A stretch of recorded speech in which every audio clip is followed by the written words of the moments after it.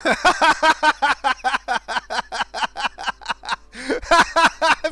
FPS, 15 FPS at 20 watts. Oh my god! Oh, you can't make this up. Oh, welcome back to the channel. Oh, this has tickled me pink today. So AYN have just dropped a video for the Loki Zero 3050E, and I probably spoiled the end of the video if you're there, but let's just zap back to the start of the video. Give me a second. Once I stop highlighting how smeary this is on screen. Can you see that? What resolution is this running at? And that has to be using AMD FSR 2.0 at ultra performance. It has to be. Look at it. It's terrible looking.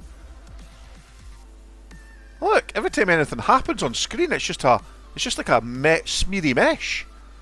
And they're using dual channel RAM, as you highlighted there. Well, let's jump back to the very start of this video. And as you can see, they're using their TDP control here. They're running the CPU 100% boost enabled, max TDP 20 watts. Now that's pretty high for the 3050E. I would run my Win 600, which is the same processor, at 18 watts typically, and 20 was really the last resort. They're running the panel at 1080p. Now I know it is a 1080p panel because that's all they had.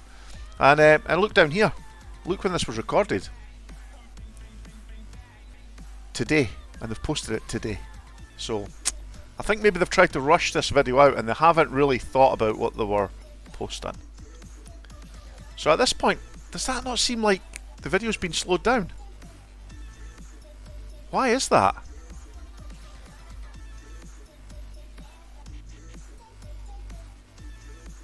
It definitely seemed like it was slowed down for a moment there. But anyway, let's watch on. So as we can see here, it's managing 60 FPS in God of War 2. That looks pretty good, doesn't it? And until you look at the resolution they're running. Yes, that's right. The resolution they're chosen is 448p. It's pretty low, isn't it? I mean, you could run God of War 2 on a potato if you run it at that resolution, and that just shows what a potato the 3050E is in 2023.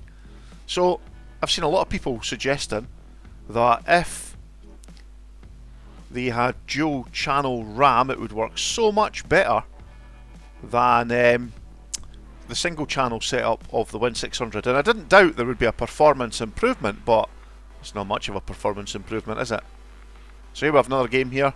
It's hard to see this one, but they are actually running 544p in this, 448p sorry, in this one as well. Managing 60 FPS, but who really wants to run PS2 games at such low resolutions, especially when you're running it on a 1080p panel? I mean, I did say this several times. When it was coming with a 720p panel, it made sense. When it came out with a 1080p panel, that just smacked off. They couldn't get the panel anymore, and they were just putting what they had in the machine, because a 1080p panel is absolutely wasted. Okay, it'll look really nice when you're at the OS screen, when you're back in Windows, but you're buying this to play games. And there's very few games this is going to manage. Here we go, it's a different game here, still at slightly higher resolution now, but it's only managing 30 FPS. So still not impressive. Let's fast forward in a bit, and now we're looking at a little bit of Dead Cells. So yep, this is running at 60 FPS. That's good to see. They're using all that memory, the dual channel memory. Well, not all of it, but they're definitely using it in dual channel.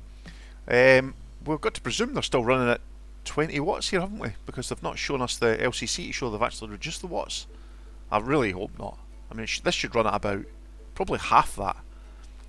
That said, don't know what resolution they're running at. Could it be 1080p? Will it be 720p? Can't really tell from this footage, because AYN, famous for only showing you part of the picture, and then you have to guess what the rest of the performance is going to be like. So has their performance been left on the table? Let's just give them benefit of the doubt. Let's presume it's running at 1080p and they're only using about, I don't know, 10 watts, let's say. Can't really tell for sure, but they can't be using 20 watts, and they can't be still running it. Well, they could be running at 1080p. Here we have Shredder's Revenge up next, 60 FPS, and again it's using dual channel RAM, which, you know, using over 6 gig, so that's not looking too bad. Pretty solid.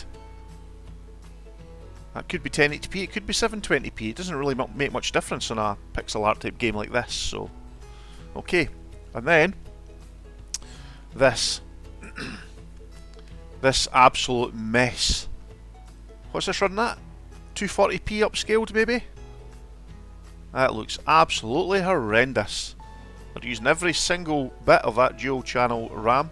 The GPU is absolutely pinned at 99%. And they're only getting 22 FPS tops there. It was down to 15 at one point. 15 FPS! Now I know they're showing that you can't use this device for AAA games. And we knew that. But well, really? Why end on such a low on your video? Someone needs to do some PR for AYN, really. Show something that's strong. Okay, maybe they had limited time to actually create this video, but I would have just left this in the cutting room floor, to be honest. Would I recommend buying an AYN Loki Zero? Well, I've said don't buy one for months. I didn't think it was going to be a good device. Okay, ergonomically it's a lovely little piece of kit. It's just unfortunate that the hardware inside it is absolute junk. The Mendocino, however, okay, AYN haven't actually released their Mendocino model yet to public, but Neo have, and that is an absolute gem of a processor. That and the i3 are both really good. Now at low wattages, I think it would have played those PS2 titles perfectly, probably at 720p if not higher. Buy the Mendocino! Buy the Mendocino! Buy the Mendocino! That's the one you want. That'll do much better than the Zero will. That's my recommendation for the day. Thanks for watching. I'll catch you in the next video. Bye for now.